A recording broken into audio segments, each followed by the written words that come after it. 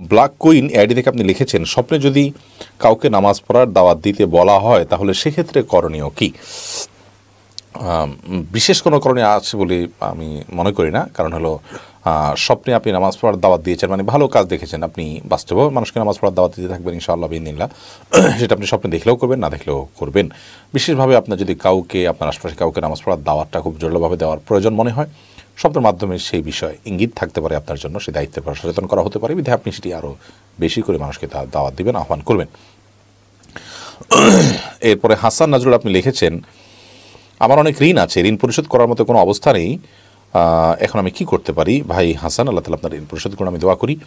দেখুন, ঋণগ্রস্ত মানুষদের একটা বড় অংশ আমাদের সমাজে এমন আছেন যারা তাদের স্থাবর অস্থাবর সম্পত্তিগুলো বিক্রি করলে তিনি ঋণ পরিশোধ করতে পারেন, কিন্তু আমরা সেগুলো করি না। আমরা মনে করি ঋণ যেভাবে হয়েছে সেভাবে আমি পরিশোধ করব। ধরুন ব্যবসা করতে গিয়ে ঋণ হয়েছে, তাহলে ব্যবসা করে আমি ঋণ পরিশোধ করব।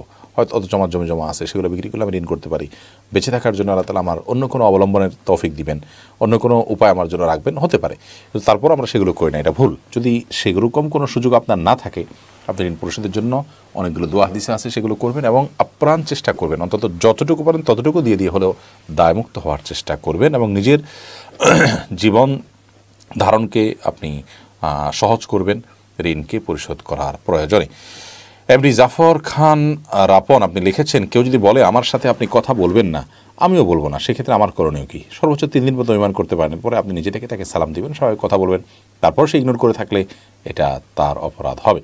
আফরিন কাউসার আপনি লিখেছেন, যারা ইউরোপের কোনো দেশে থাকে সেখানে কোথাও ঘুরতে গেলে নামাজের সময় নামাজ পড়া যায় না, এই নামাজগুলো কি বাসা থেকে পড়ে যাওয়া যাবে? না, এই নামাজগুলো বাসা থেকে পড়ে যাওয়া যাবে না। কারণ ইন্না সলাতা কানাত আলাল মুমিনিনা কিতাবাম মাওকুতা, ইমানদারদের জন্য নামাজ নির্দিষ্ট সময় পড়াটা ফরজ করা হয়েছে, বিধায় নির্দিষ্ট সময়ে আপনাকে নামাজ পড়তে হবে। এর বাইরে আপনি চাইলেই যে খেয়াল খুশি মতো নামাজকে পেছাবেন বা আপনার সুবিধা অনুযায়ী আদায় করবেন, এরকম কিন্তু সুযোগ নেই।